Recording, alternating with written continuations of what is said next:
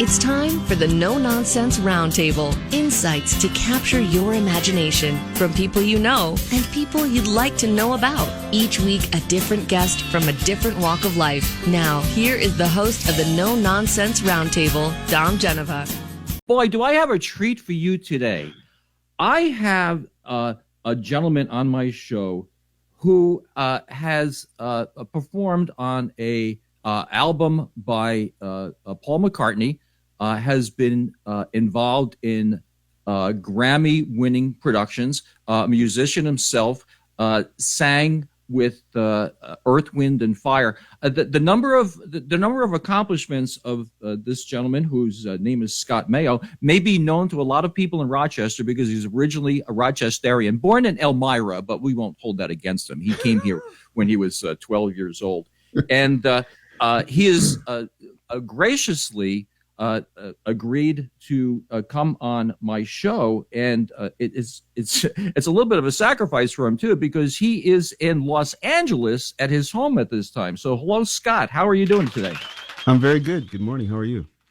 Good. Boy, do you have some story? I mean, let me set this up for people other than Rochesterians who might be listening to the show.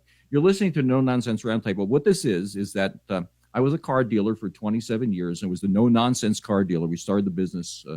I was a Chrysler rep, sold everything we had, started the business, and we sold the cars in a no-nonsense way. And from there, I got a little bit interested in no-nonsense philosophy. Let's have a radio show where maybe we talk to people. There's no political agenda. We just find people who we know about, we want to know more about, and people we don't know that we should know, like Scott. And Scott kind of fits in both sides of this category. A lot of people know about you, Scott, and a lot of people don't know about you. And I learned a lot about you this week, because one of the things that you said how happy you are. You said how you found your path in life.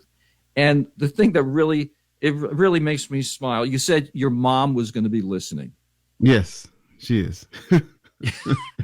and I tell you, when I talk to anybody and they say, I'm going to be on the air and my mom's going to be listening, I think that says something about your soul. I really do. I think that's the indication of being a pretty good guy.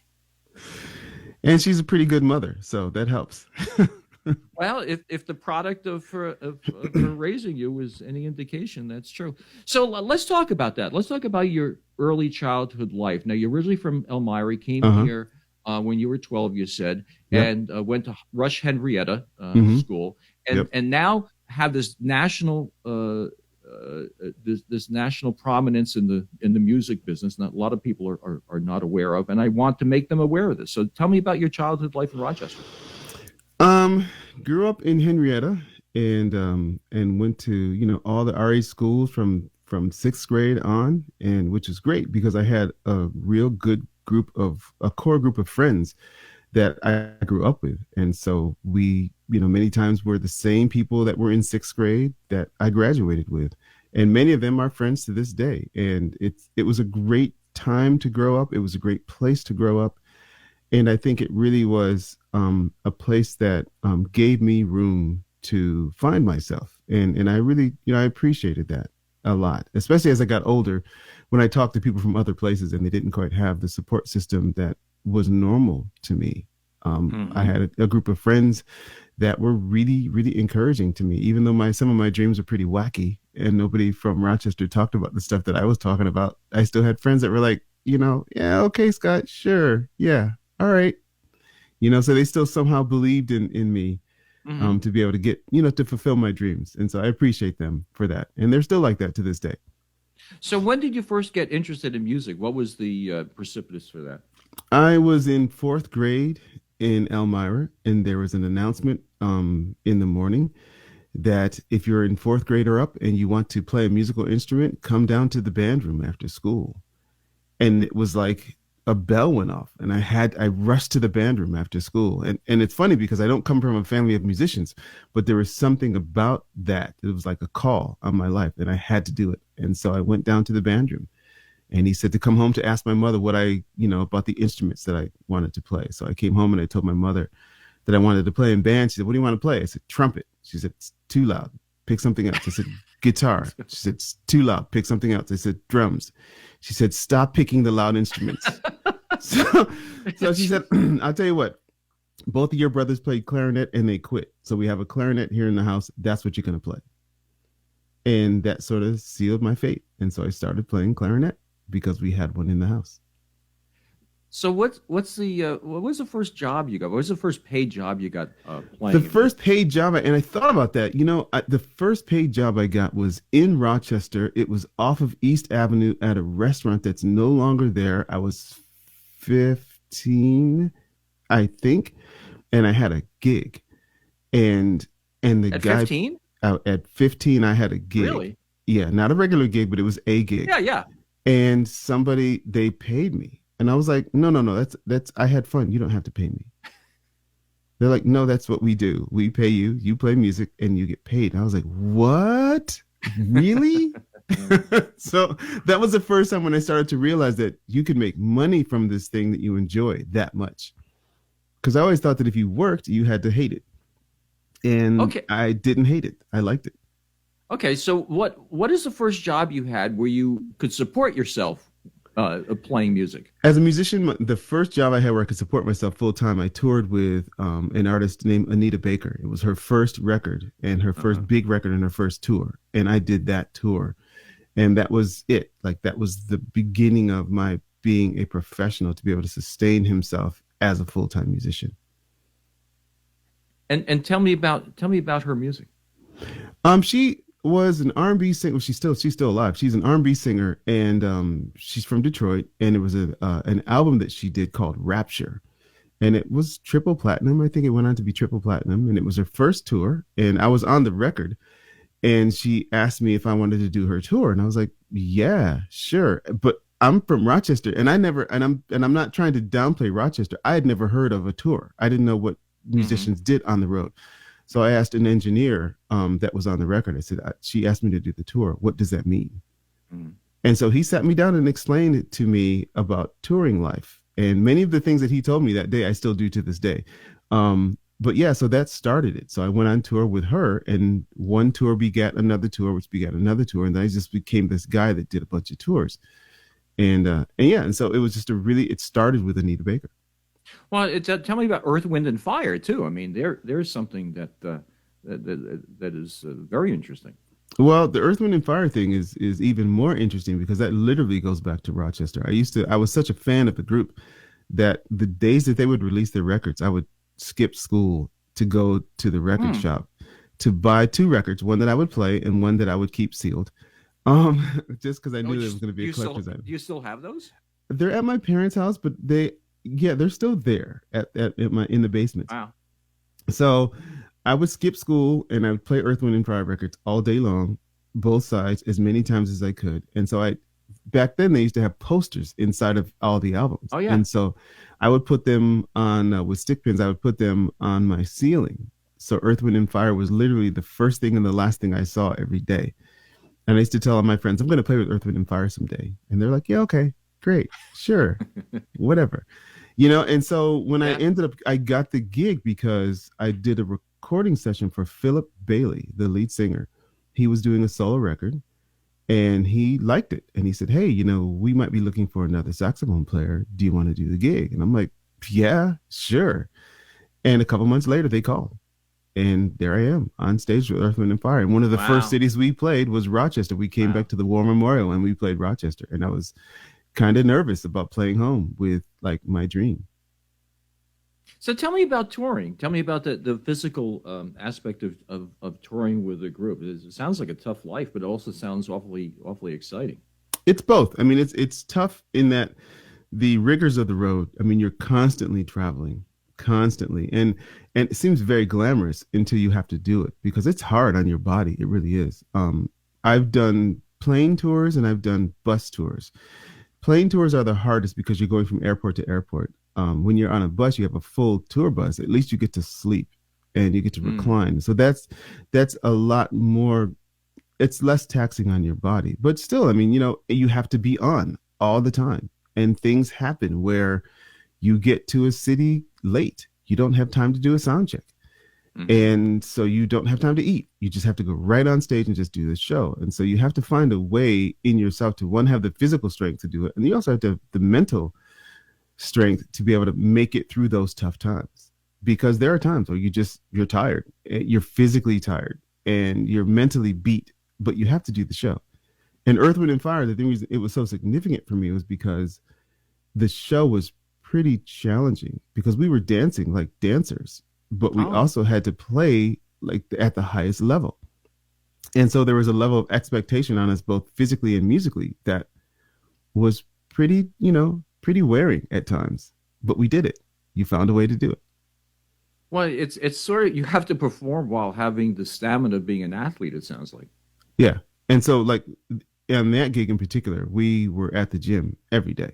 Like we were always at the gym every single day, just because you needed to have the physical strength to do the show.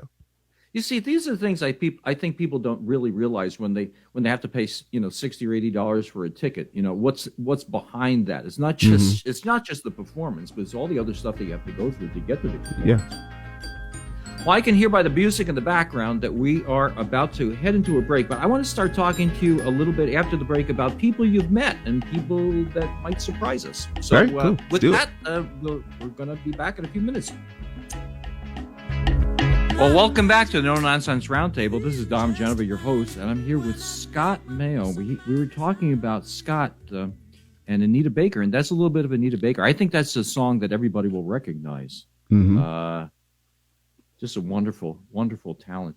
Now, we were talking about you being a Rochester fella, even though you came here when you were 12, Myra, upstate New York guy, and have this great national presence. But the people that you've elbowed with and hobnobbed, if people use the word hobnob anymore, you were telling a story that you're on one of Sir Paul McCartney's albums, and your story about meeting him and seeing him and whatever, extraordinary story. I mean, this is. I'd really like you to repeat that whole thing. Well, it was a couple of years ago, and I was among a small group. I think there were 18 of us of a small choir that sang at a church here in Los Angeles, and it was for his record. Now we knew it was for his record. But we didn't know he was going to be there. And all of a sudden he walks in. I'm like, oh my God, that's kind of cool. And he was very casual, because there were only 18 of us, and it was at this huge church. And so he was very touchy. He was touching people on their shoulder, and we were just acting as if this happens to us every day. But then I just felt that I was going to talk to him. And so when the session was over, he was very nice to everybody, and he thanked us, and everybody just sort of left. And I had a bag or something there, and I turned around and everyone was gone. No one was there but me and Sir Paul. And I'm like, I can't let this go. And so I went up to him and I started talking to him, and I said, hello and thank you. And we sat there and talked for like 15 minutes about everything, about life, about music, about what I do. And at the end of it, he said, so is this all you do for a living? And I said, yeah. He said, aren't we lucky? And I'm like, yeah, actually, we are lucky. And he's like, well, thanks for talking to me. I really appreciate that. But it's a conversation that I'll never forget, not just because it was Paul McCartney, but it was just two musicians talking about our life as musicians and how blessed we both felt that we get to do this to sustain ourselves. And it was just a beautiful conversation. Well, I have this feeling about people in life, all told, is that sometimes you just connect with somebody, they kind of get it and you kind of get it. Mm-hmm. And, not to sound sentimental or whatever, but I got that feeling from you this week that your life has become something that you couldn't have predicted. And you're ultimately happy and you're ultimately grateful. And that's the feeling I got from speaking to you this week. Well, thank you. I appreciate that. But I do feel like that, though. I mean, I've been in these situations that I just don't expect somebody like me to be in those situations. Like I told you a couple of days ago, I'm a normal kid from a normal place, from a normal family with normal friends. Yeah. What am I doing talking to Sir Paul McCartney? Yeah. And it's just one of those things where always appreciate when I'm in these moments because I feel like I'm just a regular kid. And, Yeah. And it's pretty fascinating to experience the stuff I've experienced. I have a great admiration for people who think that they're like regular guys. There's one that comes to mind who's Phil Saunders. Phil Saunders, the School of Business at RIT is named after Phil Saunders. A very, very successful businessman, but he'll come into the dealership wearing a pair of jeans and whatever, and just kind of, shoot the bull with you and whatever. Mm-hmm. And people that are just quote unquote regular guys, and I think they kind of got it. I mean, that's the way things are. Because once you think that you're all that, then I think God's going to spite you. Yeah, absolutely. The minute you say you're all that, then he's going to do something to you. So tell me about some of the other people that you've met. Who did any one person really influence you in your life? You can look back and say, "Hey, someone said such and such to me when, and that's why I did this." I think the biggest musical influence in my life was my high school teacher, Roger Eckers. Mm-hmm. He really laid down a template as to how one is supposed to not only behave as a professional, but what the standard is as a professional. I mean, he really, for me, studying with him was like, if you're going to play flute, then you're going to sound as good as a flute player, period. You're not going to sound like a sax player that plays flute. You're going to sound like a flute player, and you're going to play clarinet, and you're going to sound like a clarinet player. And so he just really raised the bar for me as to what it is to be a professional. And before I graduated high school, he sat me down and we talked about just life as a professional musician. And he sort of gave me a guideline as to how to live my life. And I've literally lived my life based on that conversation. And so he really has, and he and I are still in touch to this day. I talked to him this morning on my way. Yeah, to this day, I talked to him this morning on my way in. We talk about stuff all the time. And sometimes I call him, like a few weeks ago, I called him because I had a problem on clarinet. And I'm like, hey, here's my issue. What do I do? So he's still my teacher in a way. He's my friend, but he's my teacher. So he really was the guy that sort of really laid a path for me as to how to be a professional saxophone player, woodwind player, and musician and composer and arranger and all that stuff, because he did it all. And he seemed like, as a kid, he seemed kind of like a superhero. Well, we are heading to a news break, and we're going to catch this in another few minutes on the No Nonsense Roundtable, Scott. Well, welcome back to the No Nonsense Roundtable. I'm here with Scott Mayo. Scott Mayo, music performer, composer, producer, and that was a song from Earth, Wind, and Fire, and that is you, right? Yeah, it's me. That's you. That's really cool. So the bottom of the hour, I call shameless self-promotion. Okay. And if you've listened to the show before, this is where I have a shout out to the people that bought my dealership, the great Bob Johnson Group, and is Genesee Valley Chrysler Dodge Jeep and Genesee Valley Ford and Avon, your no-nonsense car dealer. And I'd like to mention that because they're actually paying for the show. But the other thing I want to do is I want to give a shout out to J Advertising, because it was Guy Smith at J Advertising, one of the brothers involved, that introduced you and I. am eternally grateful to him for doing that, because I wouldn't have met you otherwise. And anybody who's not familiar with J Advertising, if you see the Wegmans ads, that's Jay. So they do really, really great stuff. They do a lot of stuff. So let's keep on with this self-promotion here, because I want to say in my Facebook ad or promotion, I said, you've been instrumental, pun intended, with Grammy-winning productions, including the 2020 album Bigger Love by John Legend. Yeah. That's really cool. Yeah, it was cool. And then you sang on Egypt Station, which is Sir Paul McCartney. And then you have a lot of different irons in the fire producing and whatever. Yeah, but let's keep on this promotion thing, and I want to start talking to you about people that you've met and but let's talk about like mom promotion here. Tell me about your mom. Tell me, what is the best thing, because you mentioned this week about your mom. You mentioned her. What's the best thing about your mom? The best thing about my mom is that she's my mom. That's the best thing. Well, She's amazing. Like, she really is amazing. We talk on the phone, if not every day, every other day. We talk fairly, like we talk all the time. And I just appreciate her. The older I get, the closer we've gotten. And it's really nice because I feel like I have a real friendship with my mother. And I'm finding that we have a lot more in common. I like the fact that my mother embraces technology. She's not afraid to, she has a computer and she knows how to send email and share links and all that stuff. And it's really wonderful. So I just appreciate her, and she's really strong physically and mentally and spiritually. And she's just been a backbone for the whole family for many, many years. And I appreciate her for that. It sounds like you had some discipline in your life. Oh, absolutely. Absolutely. I mean, you need to have that. My mother was like that too. I saw my mother. I actually heard my mother mad once, and my 8th grade teacher at my graduation said to my mother, "I hope he makes it." And my mother was furious. She was actually furious. That's the only time I've ever seen her mad at somebody other than me.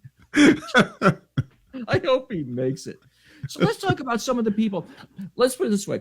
I like to word the question this way. If you're going to drive cross country with somebody, you're going to be in the car with somebody for all those hours, and you had to have a conversation and get along with somebody, who would it be? Oh, I mean, that's easy.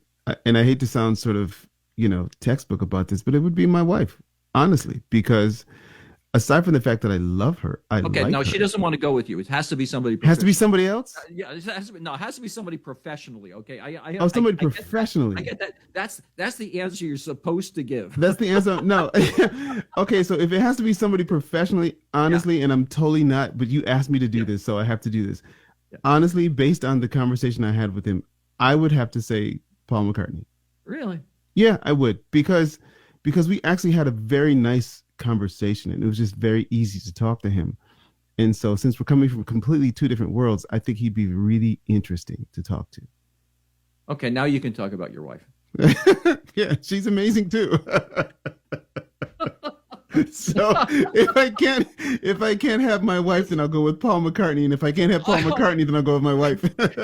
This is a totally non-political show. I try not to take sides here, not one little bit, and there you go. Okay, who wouldn't you want to be in the car with? Is there anybody you can mention? I had the late, just a wonderful human being, Jack Gardner. Once he was very frank about Chevy Chase. I don't know if you really go on a limb like that with anybody. I don't know who I wouldn't want to go with. I mean, there's a long list of people that I probably wouldn't want to go with, and I don't want to mention their names. But who's the most talented person you've ever seen? The most talented person I've ever seen, or played with, or whatever. I mean, who is your idol? You must have somebody you look at and you go, wow, that's. Yeah, there's people that are alive. Yeah, they're, I'm blessed in that I work with a lot of super, super talented people, and sometimes you're just in awe of what somebody's bringing to the table. But most recently, the person that I'm really sort of in awe of, and again, not being politically correct, is my son Michael. He's a really gifted composer and a really gifted singer. And sometimes I look at what he composes and I just don't get it. I just literally, as a professional musician, I don't understand where he's coming from. And I find him really intriguing and challenging. And he's really helped push me to dig deeper as a composer, because he's very good. Well, God's given people some gifts. Mm-hmm. Mm-hmm. It's like I have this expression, not everybody that you teach piano to can make music. That's true. It's a talent. I want to mention some of the people in your bio. In addition to blah blah blah, Mayo's work with musicians Bruno Mars, Dr. Dre, Beyonce, Neil Young, the Los Angeles Philharmonic Orchestra, Carrie Underwood, Jennifer Hudson, Sting, Mariah Carey, Alpert, Usher, Stevie Wonder, Faith Hill, Tim McGraw, Shaka Khan, Michael Bolton. One of the things, Michael Bolton, Shakira. Luther Vandross. What I see here on Bonnie Raitt, and one of the things I see here, I see that you cross over a lot of different disciplines in music. It's not just it's like I used to say, I like both types. I like both types of music, country and Western. I like all types. Oh, I hear music in the background. That means when we come back, we're going to get into some really serious things here. We're going to get you about your philosophy of life. But we're heading into a break, and we'll be back right after that.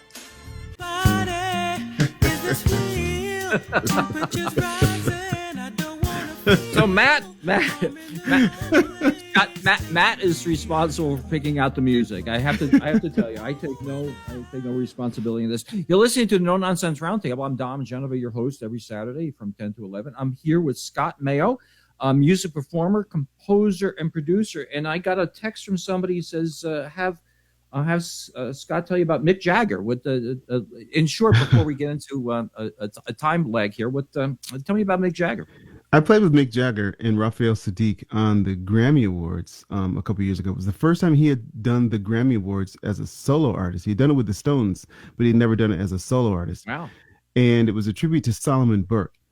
And it was really, really great. It was a great time with him. At one point, he came to rehearsal and he shook my hand and he said, "Hey, what'd you do last night after rehearsal?"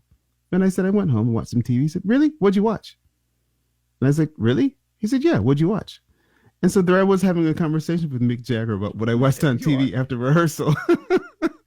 You're amazing. Can I drive cross country with you someday? Absolutely. I want to drive. I'll pay for the gas. I want to be stuck in a car with you for 3 days or whatever. I got to have you back on the show. I really do. I would love that. Such fun. But we only have a few minutes left. So what I'd like you to do is you've been through so much, and you've made something of yourself, and you've come across obstacles that you've had to overcome. Talk to the young people that might be listening, or people that might have children, and tell them what your experience is and what they need to glean from the things that you've seen. I mean, I just think, don't give up. If you have a dream, just don't give up. There are going to be doubters. There are going to be obstacles in your life. But if you really, really want to do something, just stay at it. Don't give up. I'm still not giving up. And there's, we have this thing called the pandemic that has been in our way. But you can't give up. Even in the midst of a pandemic, you have to keep pushing. There's always something that you can learn. There's always some, new obstacle that you can get over. And once you get over those things, then all of a sudden you become freer and closer to whatever the goal is that you have in mind. But just don't give up. Just don't give up. Stay in the game. I saw someone recently that I hadn't seen in many years, and he and I used to play together when I first moved to LA. And he said, "Isn't that amazing?" I said, "What?" He said, "We're still here. After all these years, we're still here." I said, "Yeah, because we haven't given up." And I think that that's really important, just to stay in it. Don't give up. And I think the thing is, not be afraid of failure. No. Because my expression about my experience is 85% of the stuff I try doesn't work. But that's the only way you get to the 15% that does. Yeah, absolutely. Yep. Can't give up. You can't, you can't be afraid of failure. Failure is part of the gig of life, failure. But once you get through that, it's okay. Like, everybody starts not being good at something. So you're going to fail. It's okay. And then eventually you'll fail less and less and less. It's okay. It's part of the process. But in your business, I would imagine that not everybody that can play the piano can play the flute or the trombone. Even as simple as that. It's music, but not everybody has a talent for everything in particular in the same genre. And you just keep on going. Yep. I'm absolutely serious. I would love to get you back on another couple of weeks or so. I would love that. There's so much to you and your story, and this has been fascinating, and it's been an honor and a pleasure for me to get to know you a little bit, Scott. And let me just say with that, and thank you for coming on. Absolutely, thank you for having me. This is great. I can't wait to meet you in person when I come home. I would love that. Thanks. You're See welcome. you next week, gang.